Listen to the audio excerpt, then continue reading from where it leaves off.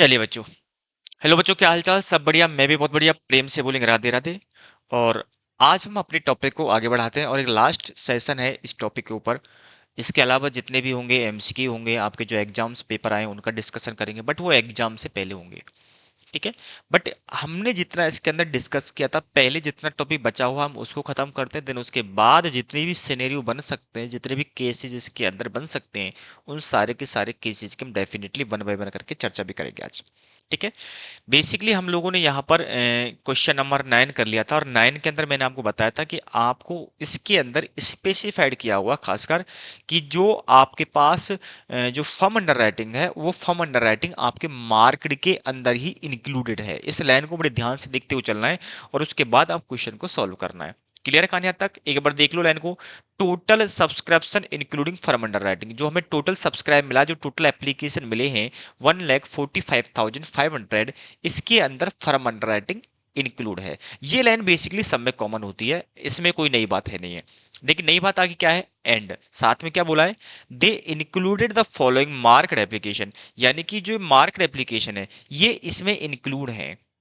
जो आपका देख रखा है दे मतलब जो फर्म अंडर राइटिंग है वो इन मार्क्ड एप्लीकेशन के अंदर इंक्लूड है। जब हम दोनों को सब्सट्रैक्ट करते हैं, यानी कि मार्क्ड एप्लीकेशन को भी लेस करते हैं, अनमार्क को भी लेस करते हैं, फर्म अंडर राइटिंग को भी लेस करते हैं, क्योंकि ये आपका पार्शियल अंडर राइटिंग का केस है। पार्शियल अंडर राइटिंग के केस में अनमार्क्ड तो लेस होगा नहीं, इसमें से फर्म अंडर राइटिंग लेस होगा। बट क्योंकि यहाँ पर firm under writing already marked के अंदर इंक्लूडेड है, तो वहां पर आपको उनको सेपरेटली लेस करने की रिक्वायरमेंट नहीं है। मेरी बात क्लियर है कहानी यहाँ तक? यानी कि बेसिकली आपको करना क्या है इसके अंदर, या तो पहले मार्क में से उनको अलग कर लो, या फिर उनको मार्क के अंदर ऐड रहने दो और बाकी बाद में उसको सब्सट्रैक्ट नहीं करना है। लेकिन आप चाहते हो कि नहीं हमें लेस करना है, तो पहले आपको मार्क्ड एप्लीकेशन में उसको हटाना पड़ेगा, देन उसके बाद फिर आपको उसको सेपरेटली लेस करना पड़ेगा। मेरी बात क्लियर कहानी आता है बेटा? टोटल लायबिलिटी निकालने के लिए वापस से फर्म अंडर राइटिंग को ऐड भी करना पड़ता है। ये हमारे बेसिक जो जनरल कंसेप्ट थे हमने वहां पर इसको क्लियर कर लिया था। चलिए, अब हम चलते हैं आगे क्वेश्चन नंबर 10। आगे क्वेश्चन नंबर 10 के अंदर कुछ हमारे पास एंट्रीज की बात कर रहा है, तो हम इससे पहले एंट्रीज पर डिस्कशन करेंगे, और एंट्रीज पर डिस्कशन करने के बाद फिर हम थोड़ा टॉपिक को हम आगे बढ़ाएंगे। तो चलिए लिखना स्टार्ट कीजिएगा। Accounting entries. Accounting entries.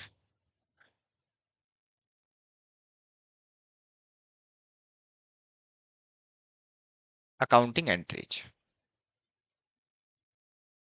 Accounting entries. One second. Accounting entries.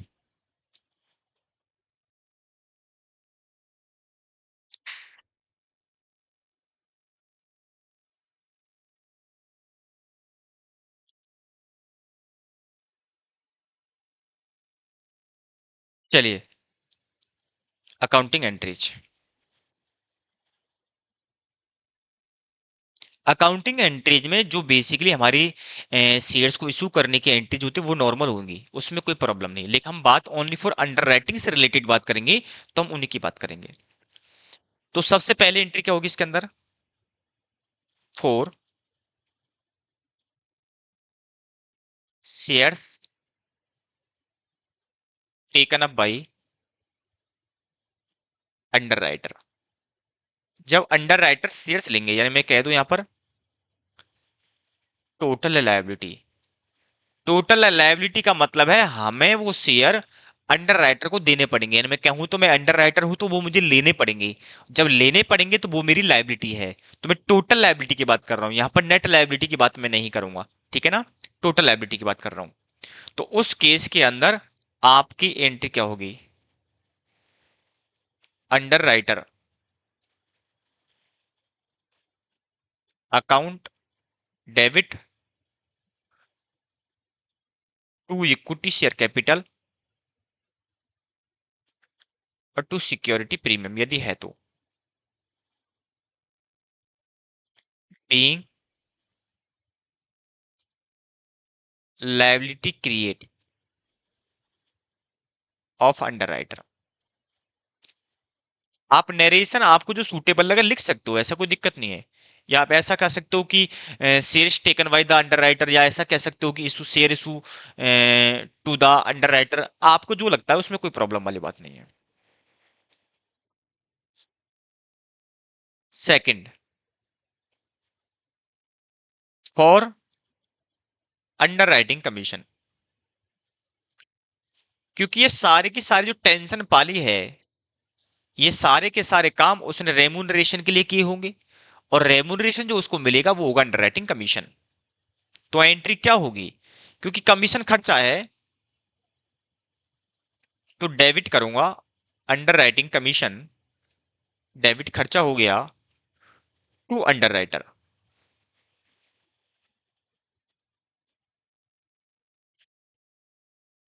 Amount of commission, आपका कमीशन। एंट्री नंबर थर्ड,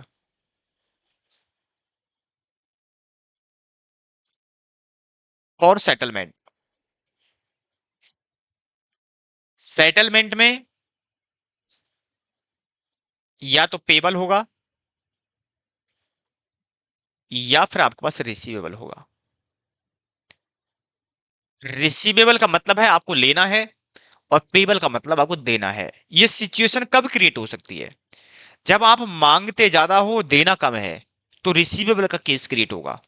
और जब आपको देना ज्यादा है और आपको लेना कम है, तो उस केस के अंदर आपका पेबल क्रिएट होगा। पेबल मतलब उसको आपको देना पड़ेगा, तो कमीशन उसको देना है, जो लाइबिलिटी बनी है उसके बदले अमाउंट वो हमें लेना है, तो नेट ऑफ निकालना पड़ेगा इसके लिए ना। नेट ऑफ की बात करेंगे हम लोग। तो बात देने की है लेने की है। Underwriter's account debit to bank, being amount paid to underwriter. हो सकता है आपको लेना पड़े, या तो ये केस होगा bank account debit to under writer,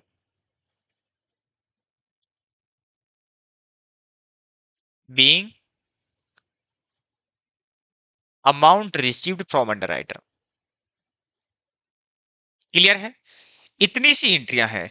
मैं ये नहीं कह रहा कि इनके अलावा एंट्री नहीं आ सकती हैं। हो सकता है कि उसने जनरल इशू से रिलेटेड एंट्री आपसे पूछ ली हो, तो उस केस के अंदर आपको उनका भी एक्सप्लेनेशन देना पड़ेगा।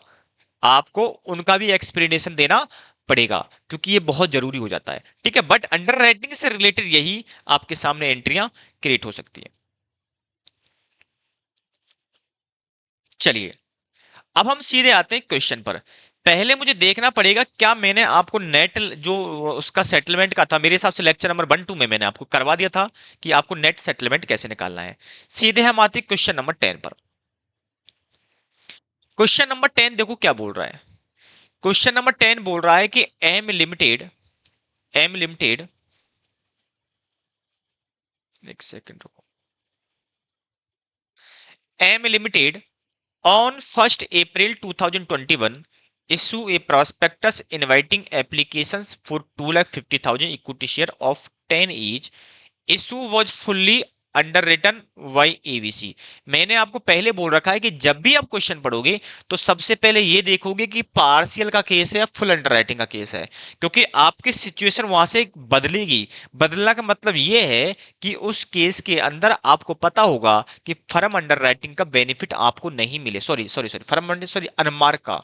जब आप पार्शियल अंडरराइटिंग की बात करोगे तो वहां पर आपको अनमार्क्ड एप्लीकेशन का बेनिफिट नहीं मिलेगा, इसलिए वो आपके लिए इंपॉर्टेंट फैक्टर बनेगा। मेरी बात क्लियर है। लैंग्वेज दो में कोई प्रॉब्लम नहीं है, कैलकुलेशंस में आपको प्रॉब्लम शायद नहीं आ सकती है, लेकिन पार्शियल का केस है तो वहां पर आपको अनमार्क्ड एप्लीकेशन का बेनिफिट नहीं दिया जाएगा। इसका आपको बेसिकली ध्यान रखना पड़ता है।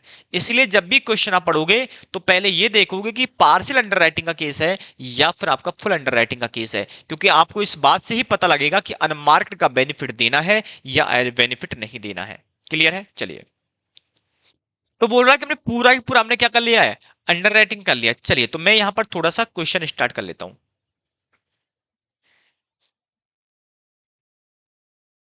Computation of underwriter's liability, underwriter's liability.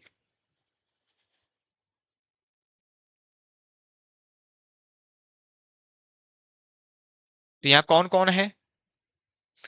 A B C and D, A B C and D.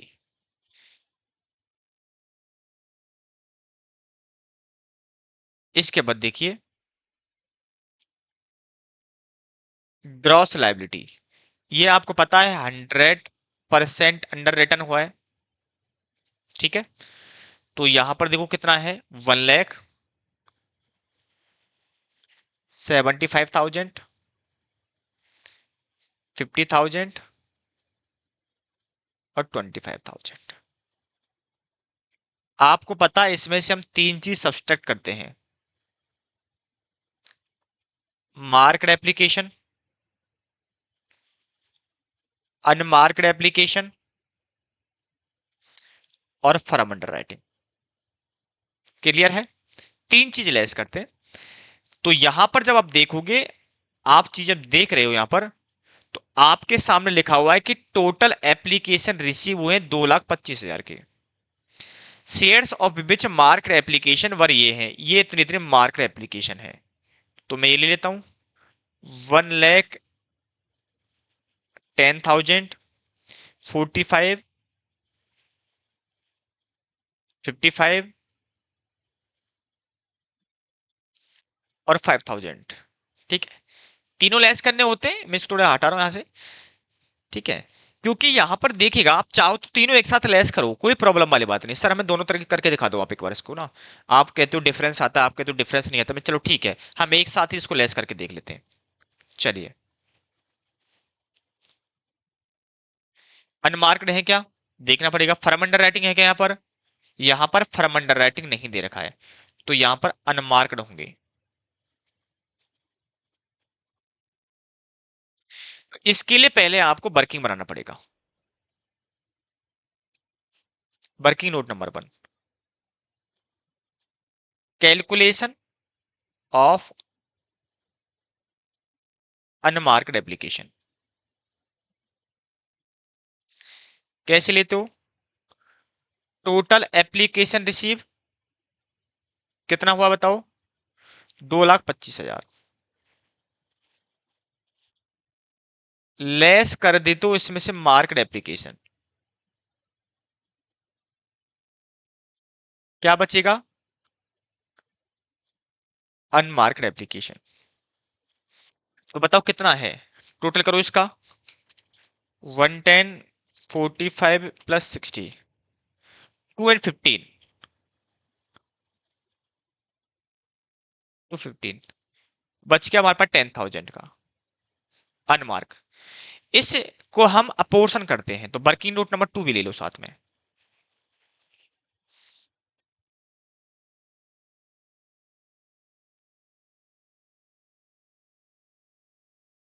Benefit to under writer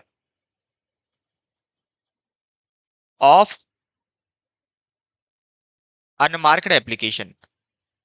मैंने बता रखा है कि अनमार्क्ड एप्लीकेशन का जो बेनिफिट है, बेसिकली जीएलआर में देते हैं हम लोग। किस में देते हैं बेटा? जीएलआर में, ग्रॉस लायबिलिटी के रेशो में, जब तक कि स्पेसिफाइड ना हो। अब क्वेश्चन देख लो, क्या कोई स्पेसिफाइड दे रखा क्या? लिखा हुआ नीचे unmarked application are a portion in the ratio of gross liability ratio. यहां बोल दिया, नहीं बोलता तो भी मैं किस में बांटता? जीएलआर में। लेकिन रेशो जीएलआर के अलावा बोलता तो फर्स्ट प्रायोरिटी मेरी उसी पर होती है। यदि स्पेसिफाइड है तो वही आपको फॉलो करना है, स्पेसिफाइड नहीं है तो फिर आपको वहां पर जीएलआर के ऊपर जाना है। अब हम जीएलआर का रेशो देखें तो देखो, यहां है आपके पास सीधे सीधा 4-3-2-1, है ना, 4-3-2-1। चाहो तो यहां लिख लो वाली सी, ये जो रेशो बन रहा है आपका 4-3-2-1 बन रहा है ना, ये आपका जीआरआर, ठीक है। तो यहां देखो ए के लिए कितना बन रहा है, या मैं कह लूं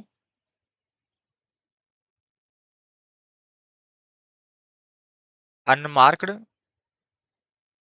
फॉर 1%। कितना है बता बेटा? 10,000 है, ये डिवाइड करो, टोटल कितना है? 3, सॉरी 4, 3, 2, 1, कितना? 5, 10, ठीक है ना? 10 हो गया। 10 तो 1,000 शेयर्स। हम्म। ए के लिए देखो कितना है, टोटल परसेंटेज कितना है उसका? 40, या 4 ले लो, 4 ले लो आप। 4 इंटू 1,000, 4,000। बी के लिए हो गया 3,000। सी के लिए 2,000। डी के लिए 1,000। क्लियर है? ये हमारे पास निकल के आ गया। तो मैं यहां लूंगा 4,000, 3,000, 2,000, 1,000। अब बैलेंस निकाल लो, बैलेंस निकाल लो। ठीक है, आप इनको पहले भी हटा सकते थे, आप अनमार्क से पहले देख लेते कि इनका पहले से क्या आ रहा है, नेगेटिव बैलेंस आ रहा है, तो इनको हम अनमार्क का बेनिफिट कभी नहीं दे सकते। जिन्होंने पहले ही खुद के बेस पर ही ज्यादा बेच दिए, तो उनके लिए हम अनमार्क का बेनिफिट नहीं देते हैं। ये बात हम पहले ही फर्स्ट या सेकंड सेशन में सीख चुके थे, बट फिर भी हम यहाँ पर देखते हैं कि एक बार सीधा करने के बाद क्या, एक बार दे दो, फिर बाद में देखते हैं क्या होता है। ये 4,000 है, तो हो गया 14, तो ये 14,000 का हो गया आपका नेगेटिव। कलर चेंज कर लेता हूं, यहां हो गया 45, 3, 48, 12, एक सेकंड रुको, 75 माइनस है 45,000, इसको बेनिफिट दिया 3,000 को, इसकी अभी भी लाइबिलिटी बचती है 27,000। इसके अलावा 55 है, तो ये 7,000 का हो गया नेगेटिव। इसमें भी बच रहा है 5, 6, अभी भी 19,000 की लाइबिलिटी है। यानी कि एक बात क्लियर दिख रही है हमें इनके अंदर, कि यहां पर दो व्यक्तियों ने ज्यादा बेच दिए हैं अपने, और बाकी जो हमारे पास दो बच रहे हैं उनके अभी भी शॉर्ट चल रहा है। ठीक है, तो मैं क्या करूं बताओ? नेगेटिव बैलेंस एडजस्टेड अमंगस्ट किस बताओ?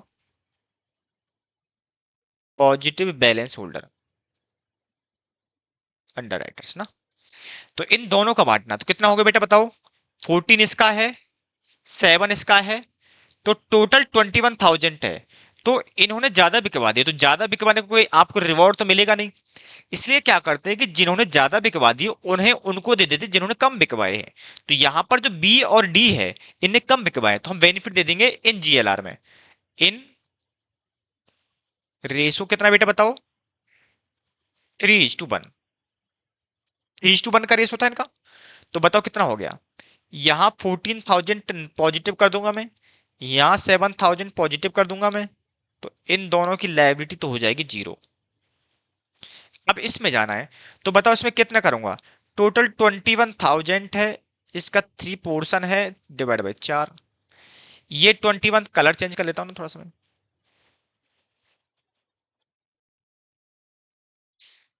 21,000 है, 3/4, 21,000 है, 1/4। ठीक है, तो निकालो कितना आ रहा है? 21,000 का 52 आ रहा है यहाँ पर, 5250, और ये हो गया 21 में से लेस कर दे तो 15,750 का, 750 का ना। ठीक है, तो लेस कर लो, कितना आ रहा है बेटा? ये 27,000 की लाइबिलिटी थी, 27,000, 15 to 50, 750, 750 का, तो 11,250। और यहाँ कितना आ रहा है बताओ? 19,000 से माइनस में 5250, 13,750। हम अंडर राइटिंग है नहीं है, तो यही बन जाएगी नेट लाइबिलिटी, और यही बन जाएगी टोटल लायबिलिटी।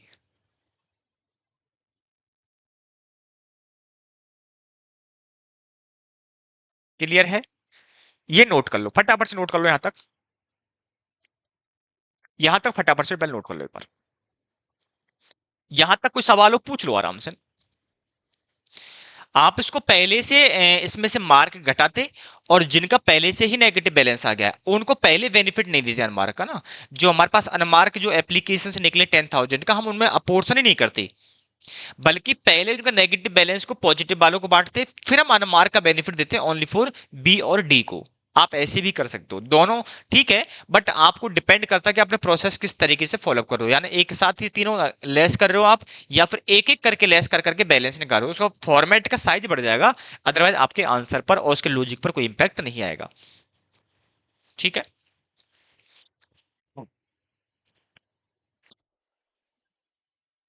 हाँ, इसकी एंट्रीज भी करेंगे अपन ना, एंट्रीज भी करेंगे। क्लियर है? ये हमारे पास लायबिलिटी निकल करके आ गई है।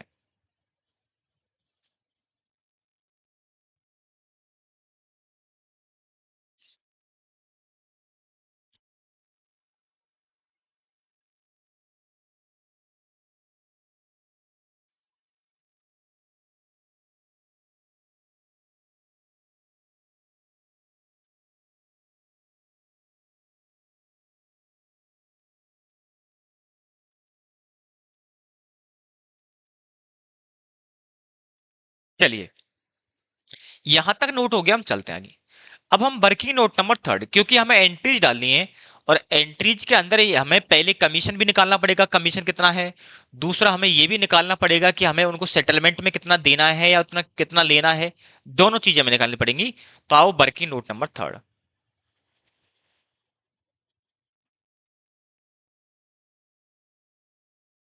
Calculation of under writers commission.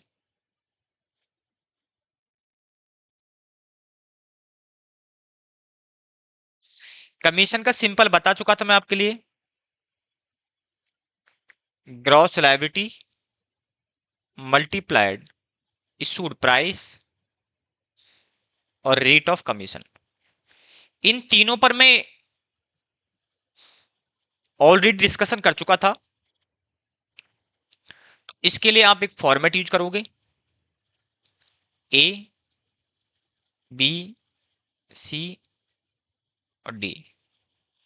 यहां पर लोगे gross liability in amount, amount में लोगे।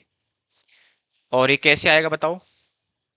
आपने कितनी कितनी कितनी कितनी आपने ली थी बताओ? 1 lakh.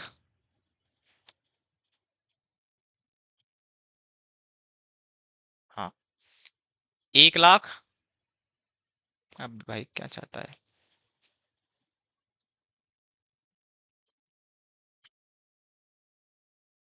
1 lakh multiply by 10, 75,000 multiply by 10, 50,000 multiply by 10। क्यों 10 पे इशू किया है, 11 में थोड़ी ना किया है, एक बार से देख लो बेटा। हाँ 10 पे किया है। और 25,000 मल्टीप्लाई बाय 10। तो मैं कहूं तो हमारे पास जो अमाउंट आ रहा है वो 10 लाख, 7,50,000, 5 लाख, यहाँ 2,50,000। मल्टीप्लाई करोगे रेट ऑफ कमीशन की। रेट ऑफ कमीशन क्वेश्चन दे रखी है 4%, 4%, 4% है।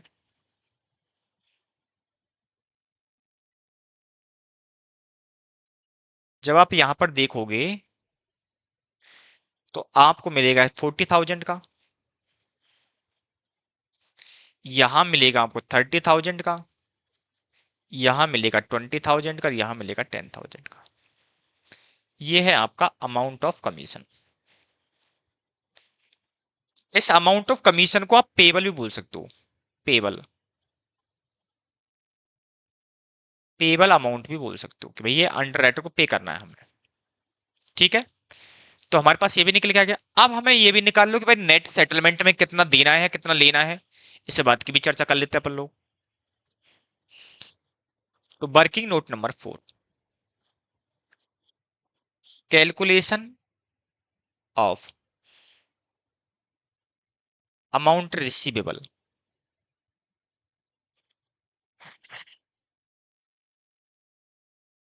From underwriter. हमें उनसे कितना मिलना है, तो ये ए बी सी और डी, कितना मिलना है, लाइबिलिटी ऑफ अंडरराइटर। भाई जितने शेयर उनको लेने पड़ेंगे उतने के शेयर पर उनको अमाउंट देना पड़ेगा, जितना भी मैं एप्लीकेशन पर मांग रहा हूं। बोलो हाँ है ना, बात क्लियर है। तो यहां पर लाइबिलिटी आएगी, नेट हो, नेट नहीं लेनी है हमेशा, टोटल लिख लो चाहो तो, टोटल। इसने लिए नहीं, इसने लिए नहीं, इसको लेने पड़े थे बी को, कितने बताओ, 11,250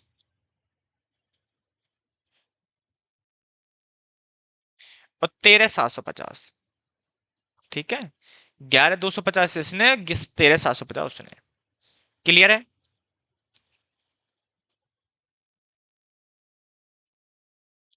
चलिए, अब क्या हुआ, मल्टीप्लाई क्या करो बताओ, इशू प्राइस,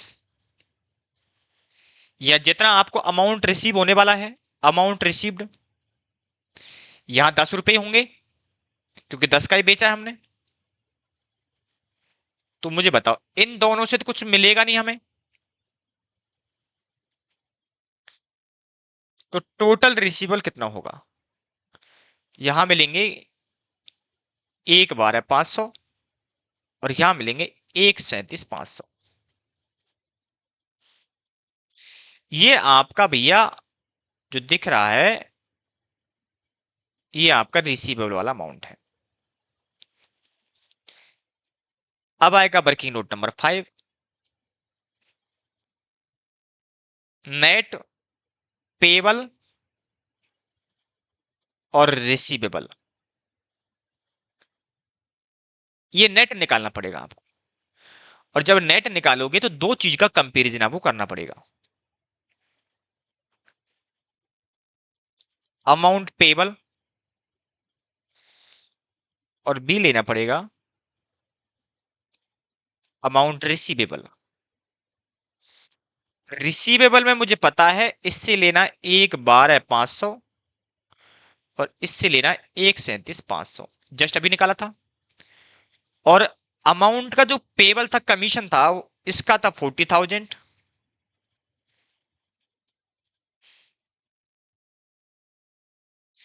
इसका था 30,000, इसका था 20,000, इसका था 10,000।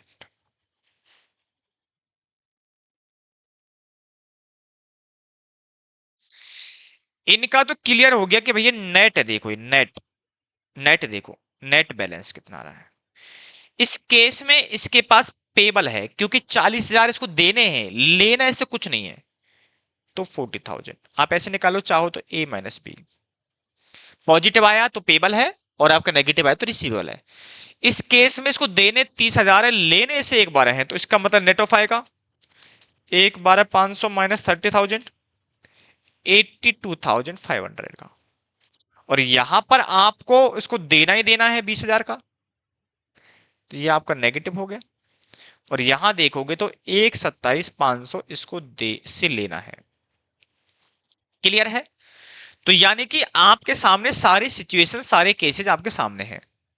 तो यहां पर आपको ऐसा कुछ भी नहीं है कि जो आपको पता नहीं है। क्लियर है, क्योंकि हमें यहां पर अब एंट्रीज डालनी है, तो अब हम उन्हीं की चर्चा करेंगे। तो बताओ सबसे पहले क्या एंट्री डालोगे,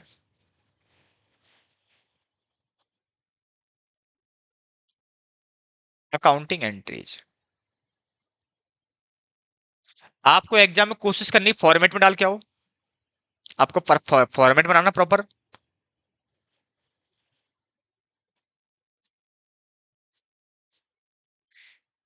तो बताओ क्या करोगे आप, सबसे पहले आप इशू करोगे, किस किस को लिए बताओ? वी ने शेयर लेने पड़े और डी को शेयर लेने पड़े। To equity share capital. इसको लेने पड़े 11,205, 11,250। इसको 13,750।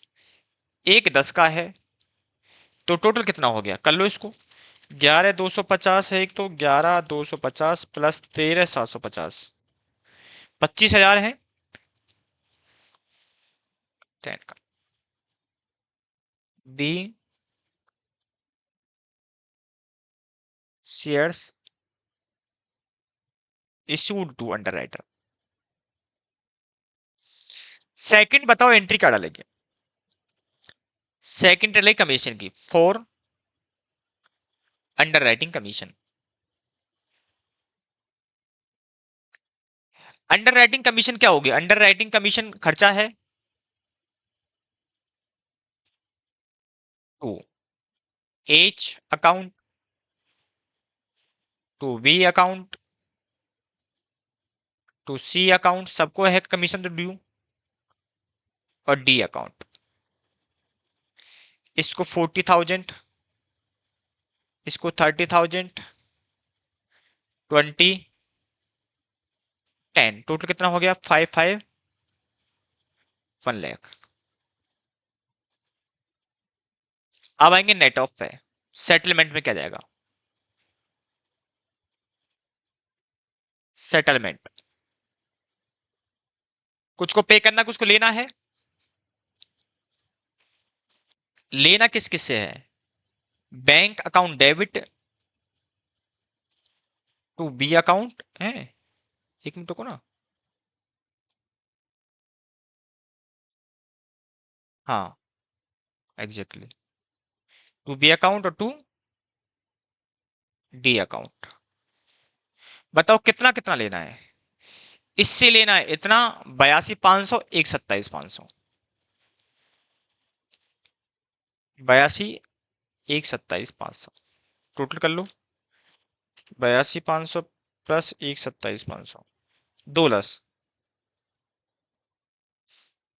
लिख लो being amount received from underwriter, या अंडरराइटर कर लो। और कुछ को पे करना है, तो ए को पे करना है, A account debit, C account debit to bank, इनको पे करना है। इसको कितना बताओ? 40 पूरा है, तो इसका 20 पूरा है, तो 60,000 को पे करना है। क्लियर है? यहां तक किसी का सवाल हो पूछ सकते हो आराम से, कोई प्रॉब्लम वाली बात नहीं है। देखो क्वेश्चन टफ नहीं होने वाले, उनकी लैंग्वेज को थोड़ा ध्यान से पढ़ना पड़ेगा आपको ना। लैंग्वेज को होगा एक बार, आप जब क्वेश्चन करोगे थोड़े लैंग्वेज को ध्यान से पढ़ना है, अदरवाइज क्वेश्चन में कोई डिफिकल्टीज नहीं है। और ये अल्टरनेटिव बेस पर क्वेश्चन आता भी एग्जाम में, आप एक अटेम्प्ट छोड़ दो आपको मिलेगा, एमसीक्यू तो मिलेगा फिर आपका। यानी कि आपको क्वेश्चन तो मिलेगा, या तो एमसीक्यू मिलेगा या फिर आपका डिस्क्रिप्टिव मिलेगा, वो आपको थोड़ा सा देख के चलना पड़ेगा।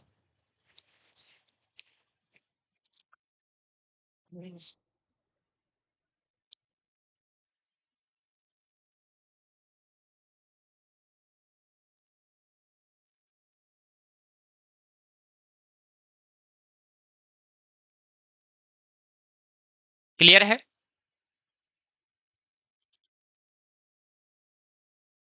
चलिए, अब लास्ट क्वेश्चन बचा है हमारे सामने।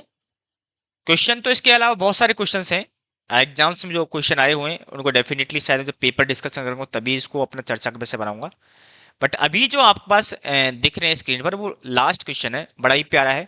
मैं क्वेश्चन को प्रॉपरली समराइज कर रहा हूं पहले, क्योंकि इसमें आपको एंट्रियां ऐसी हो सकती हैं कि आपको लगे कि ये एंट्रियां शायद हमें थोड़ी प्रॉब्लम करेंगी।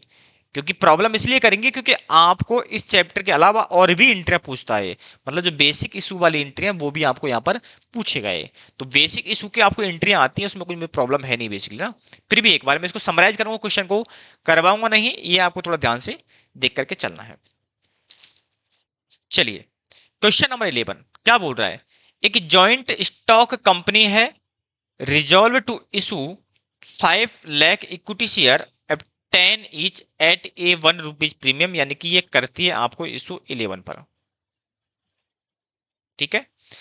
आगे लिखा हुआ 50,000 of these shares but taken up by the director. Director को नॉर्मल जो एंट्री होंगे उसके केस में जाएगा, तो मैं केस की समरी को यहां थोड़ा सा लेके चल रहा हूं।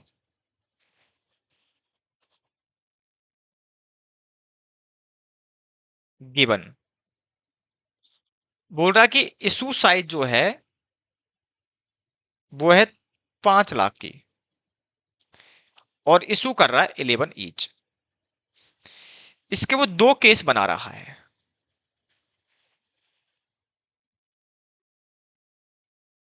इसके दो केस बना रहा है। एक कर रहा है इशू फॉर डायरेक्टर,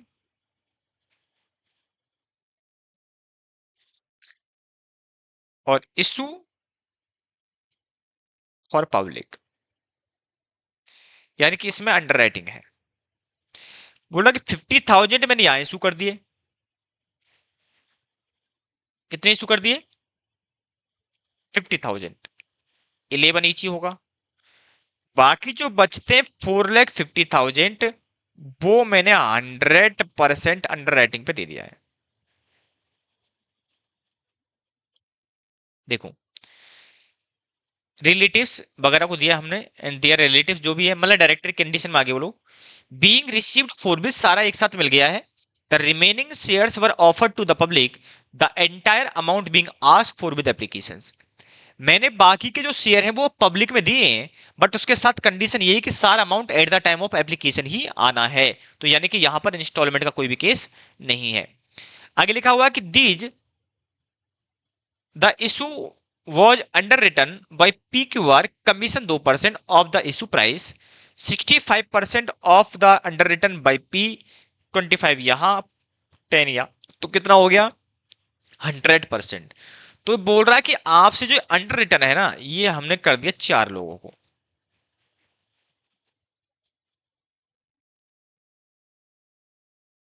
ये 100% अंडर रिटर्न है। पी, क्यू, आर और एस। वो ये कह रहा है कि भैया जो हमने शेयर्स हैं यहां दे दिए 65%, यानी ग्रॉस लायबिलिटी कुछ ऐसे दिए इन्होंने। यहां दे दिया 25%। अच्छा, तीन ही है, सॉरी सॉरी सॉरी बेटा, चार नहीं तीन ही है। पी, क्यू और आर, 10% दे दिया यहां पर। तो मैं कुछ ऐसे कह दूं, 65%, यानी कि 450 का 65% आ गया 292, 500 यहां दे दिए। 450 का 25% यहाँ, यानी 1,12,500 यहां दे दिया, और 10% यानी 45,000 उन्होंने यहां दे दिया। ये इनकी ग्रॉस लायबिलिटी है। क्लियर है? आगे क्वेश्चन में क्या बोला गया है? आगे बोला गया है कि the their firm underwriting was as follow. तो हमारे सामने क्वेश्चन के अंदर फर्म अंडर राइटिंग में दे रखी है। फर्म अंडर राइटिंग दे रखी है। क्या बोल रहा है फर्म अंडर राइटिंग के लिए? फर्म अंडर राइटिंग के लिए बोल रहा है कि हाँ 15, 10, 5।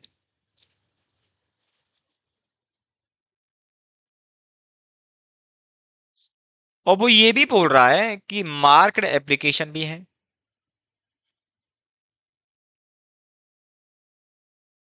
मार्केट एप्लीकेशन कितने कितने वो भी बता रखा है। बोले 59,750 के, और यहां बोला 28,750 के, और यहां बोल रहा 5250 के। 5250 के। ठीक है। आगे बोला कि अनमार्क्ड जो एप्लीकेशन है, अनमार्क्ड, ये टोटल है, तो एग्रीगेशन 3,50,000 टोटल है। लेकिन क्वेश्चन में कुछ और बोला। अब ये तो मोटा मोटा डेटा उन्होंने उठाया, अब इसको प्रॉपर पढ़ते हैं क्या लिखा गया है। बोल रहा है कि देयर फर्म अंडर राइटिंग है हमारे पास 15, 10, 5। The underwriter were to submit unmarked application. Oh my God, ये बोल रहा है कि ये जो है ना, इनको हम ये मानेंगे, ट्रीट किया है, ट्रीटेड एज अनमार्क्ड एप्लीकेशन। यानी कि आप जब इनको सब्सट्रैक्ट करोगे तो वहां पर आप इनको सॉरी फर्मंडर राइटिंग अलग से नहीं करोगे। समझ में आ रहा है? आप इनको अलग से लेस नहीं करोगे, इनको अनमार्क्ड में लेके जाओगे। जब आपने इनको अनमार्क मान लिया तो एक बात दिमाग में आ जानी चाहिए कि जब भी अनमार्क मान रहा तो इसका मतलब ये इस प्रोपोर्शन में लेस नहीं होगा, ये इस प्रोपोर्शन में लेस नहीं होगा। इसका जो रेशो है वो हो जाएगा GLR या स्पेसिफाइड इन द क्वेश्चन। मेरी बात क्लियर है? जब जब क्वेश्चन के अंदर आपके फर्म अंडर राइटिंग को अनमार्क मानेगा तो ये बात दिमाग में आ जानी चाहिए कि जितने जितने शेयर दे रखे वो लेस नहीं होंगे, उनका प्रिपोर्शन बदल जाएगा। और उनका प्रिपोर्शन होगा क्या? जो उनकी अनमार्क का प्रिपोर्शन है। GLR है तो GLR, यदि स्पेसिफाइड है तो स्पेसिफाइड। मेरी बात क्लियर है? कहां समझ में आ रहा है? यानी कि इस केस के अंदर यही डिफरेंस है बस। चलिए ठीक है, आगे लिखा हुआ क्या देखो। आगे लिखा हुआ अनमार्क ट्रीट करना है firm with full application money along with the numbers of general public. सारा मिल गया, कोई दिक्कत नहीं है। मार्क एप्लीकेशन है अनमार्क, इसका मतलब इसके अंदर अनमार्क भी है और प्लस फर्म अंडर राइटिंग के भी हैं, दोनों का इंक्लूजन होगा। मेरी बात क्लियर बेटा? यहां तक कहानी बोलो ना। यहां तक किसी को दिक्कत हो तो मुझसे पूछ लो, अदरवाइज आपको दिक्कत नहीं होनी चाहिए। फटाफट से देख लो, फटाफट से देख लो। क्लियर है? तो क्या इस क्वेश्चन को अब हम कर सकते हैं? सर इसको करवा दो, क्योंकि इसमें लाइबिलिटी निकलवा दो, मैं एंट्री हम देख लेंगे। चलो इसकी हम पहले लाइबिलिटी निकाल लेते हैं। Computation of underwriter's liability.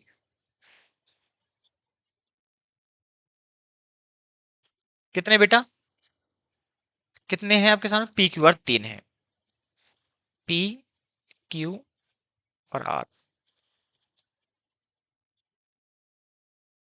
Gross liability हमने ऊपर निकाली है, कितनी बताओ? 292,500, 112,500,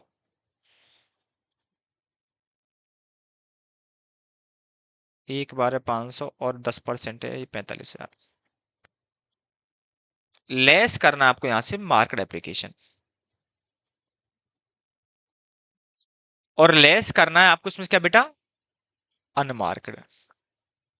यहां से आपके पास फर्म अंडर राइटिंग लेस नहीं होगी, क्योंकि firm under writing already unmark में इंक्लूड है। ठीक है,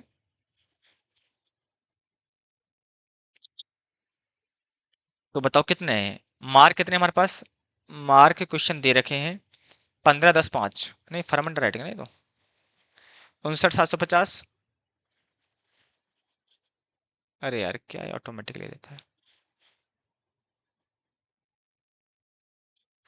59,750 है, 28,750 है, और 5250, 5250। अनमार्क कितने दे रखे? 350। 350 रेशो क्या होगा बताओ? 65, 25 और 10, है ना? तो 350 का 65%, 227,500, और 350 का 25, 8750, 500, और 10% 35,000।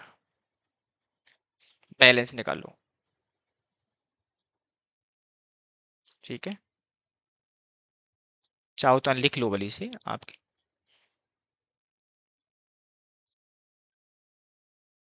फर्म अंडर राइटिंग इंक्लूडेड, उनको आपको सेपरेटली लेस नहीं करना है। ठीक है ना? बैलेंस निकालो बेटा, कितना आ रहा है? बैलेंस निकालो कितना आ रहा है? 292,500 माइनस 59,750 बाई 750, 5250। इधर देखो, 112,500 माइनस 28,750 माइनस 87,500, ये 3750 बट नेगेटिव है ये। 45,000 माइनस 35,000 माइनस 5250, 4750, ये पॉजिटिव है। तो बताओ मैं क्या करूंगा इसका ना, इसका क्या करूंगा?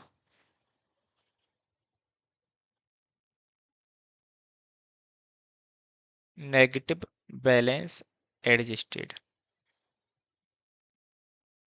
इन GLR, कुछ नहीं दे रखा तो जो 3750 पॉजिटिव हो जाएगा, इसकी लायबिलिटी जीरो हो जाएगी। अब इसका रेशो है 65 और 10, तो 75 ना। तो 3750 है डिवाइड बाई 75, 50 आ रहा है एक के प्रोपोर्शन में। तो 65 मल्टीप्लाई बाई 50 और 50 मल्टीप्लाई बाई 10, तो 500 यहाँ से हो गया। तो अभी भी यहाँ पर लायबिलिटी बची है 4250।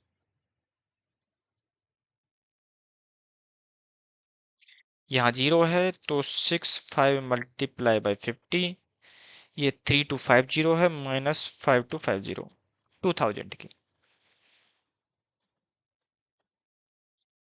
ये इनकी नेट लायबिलिटी है, ठीक है, ये बेटा नेट लायबिलिटी है। इसके अंदर वापस से आप ऐड कर दोगे फ्रॉम अंडर राइटिंग, वो आ जाएगी टोटल लायबिलिटी। कितने बताओ? अब वही ऐड करोगे जो दे रखा है, ठीक है ना। 15 10 5, 15 10 5, याद रखना। ऐड वही करोगे जो दे रखा है, ठीक है ना। तो 17,000 इसकी टोटल लायबिलिटी है, इसकी 10,000 है, इसकी 9,500, ये इनकी टोटल लायबिलिटी है। बोलो यहां तक कोई दिक्कत हो पूछ लो फटाफट से, यहां तक कोई दिक्कत हो तो पूछ लो। नेट लायबिलिटी है, फिर नीचे टोटल लायबिलिटी है,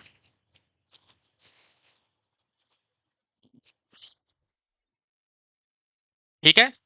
ऊपर की क्या है? नेट लायबिलिटी, और नीचे की क्या है? Total liability.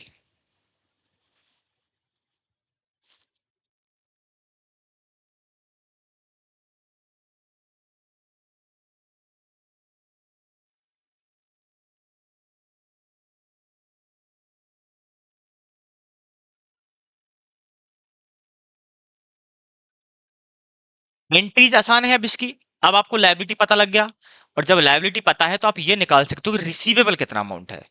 आपकी ग्रॉस लायबिलिटी पता ही है, परसेंटेज पता ही है, इशू साइज पता, इशू प्राइस पता ही है, तो आप उनकी क्या निकाल लोगे? कमीशन निकाल लोगे, ठीक है ना। अब कमीशन जब निकाल लोगे तो उनको नेट ऑफ निकाल लोगे, कितना लेना है कितना देना वो पता लग जाएगा। मेरी बात क्लियर आता कहानी? अब ऐसे भी देख सकते हो आप लोग, एक एंट्री आप अलग डाल दो, दूसरी एंट्री इनके लिए डाल दो, कैसे वो भी आपको समझा देता हूं मैं आपके लिए, मोटा मोटा समझा देता हूं आपके लिए क्या करना है। देखिए, हमें एक बात पता है कि भाई हमारे पास जो टोटल साइज है, जो टोटल ये वर्किंग है बेटा, ओनली फॉर वर्किंग है, फॉर एंट्रीज के लिए ना। देखो, हमें पता है कि हमें जो टोटल इशू है, जो हमें टोटल इशू करने हैं, टोटल इशू बेटा बेटा कितना हुआ है? 5 लाख।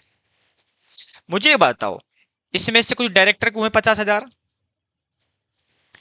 इसके अलावा 450 पब्लिक को। 450 में दो हैं, एक अंडर राइटर को और दूसरा जनरल पब्लिक को। मेरी बात ध्यान सुनना, ये उनको लेने पड़ेंगे। तो बताओ कितना हो गया है?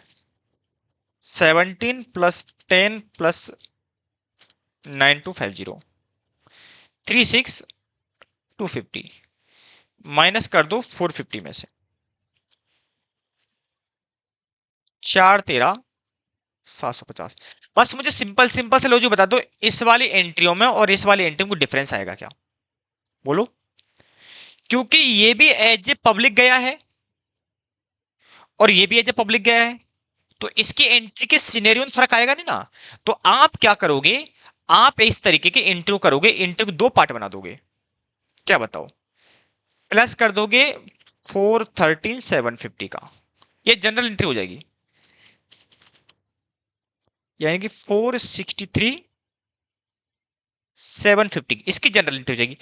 इसके लिए आपको अलग से नेट ऑफ में देखना पड़ेगा। कैसे बताओ?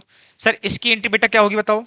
Bank account debit to equity share capital और टू सिक्योरिटी प्रीमियम। क्या 11 रुपए पे इशू किया है क्या? 11 पे किया है, तो यहाँ कितना आ जाएगा, 1 रुपये यहाँ आ जाएगा, 10 यहाँ कितना आ जाएगा बताओ, 463,750 मल्टीप्लाई 11, 4 मल्टीप्लाई बाई 463,750 का, 463,750 का, बोलो पहली एंट्री खत्म है, ये एंट्री तो खत्म हो गई आपकी। अब बचेगा ये, इसके लिए पहले क्या करोगे, अंडरराइटर को शेयर इशू करोगे ये वाले, फिर कमीशन की एंट्री डालोगे और फिर सेट ऑफ की एंट्री डाल दोगे। मेरी बात क्लियर है? आई होप, उम्मीद करता हूं कि आ गया होगा, नहीं आया तो मुझे बता देना, कोई प्रॉब्लम नहीं, बाद में इसको मैं करवा सकता हूँ। ठीक है, क्या क्लियर है यहां तक कहानी? किसी का कोई सवाल है दिमाग में तो मुझे बता सकते हो। क्वेश्चंस जितने भी अंडरराइटिंग से रिलेटेड है सारे निकालो आप, जितने भी हैं जहां से भी उठा सकते हो क्वेश्चन उठा लो। और किसी का सॉल्यूशन नहीं आता डेफिनेटली मुझे आप टेलीग्राम पर या डायरेक्टली मेरे पास जो नंबर नीचे डिस्क्रिप्शन बॉक्स में दे रखा है उस पर आप व्हाट्सअप नंबर कर सकते हो, कोई प्रॉब्लम वाली बात नहीं है। ठीक है, क्योंकि इसमें से एक नंबर का क्वेश्चन भी आता है तो वो भी हमारे लिए एक इंपॉर्टेंट है, क्योंकि ये टॉपिक्स ऐसे हैं, क्योंकि आपको पता होगा कि आपको यदि इसके अंदर सीए नाम के पेपर के अंदर आपको 60+ मार्क्स लेकर के आने, तो आपको इसके पार्ट ए को आपको स्ट्रांग बनाना पड़ेगा, क्योंकि आपका जो 50 मार्क्स का प्रैक्टिकल है उस 50 मार्क्स कंपनी अकाउंट्स में से एटलीस्ट 40+ मार्क्स आपके पास होने चाहिए। यदि 40+ मार्क्स हैं तो आप बाकी का जो बचा आपके पास कितना 50 मार्क्स का, उसमें से आप 20 मार्क्स, 25 मार्क्स, 30 मार्क्स आप आराम से लेकर के आ सकते हो। ठीक है, वहां 15 नंबर भी लाते हैं तो भी आपका एग्रीगेशन जो मार्क कहे तो 55-50+ पहुंच जाएगा, जो कि आपके लिए 5 नंबर का मार्जिन है किसी और सब्जेक्ट को सेट ऑफ करने के लिए इनफ होता है। मेरी बात क्लियर है यहां तक कहानी?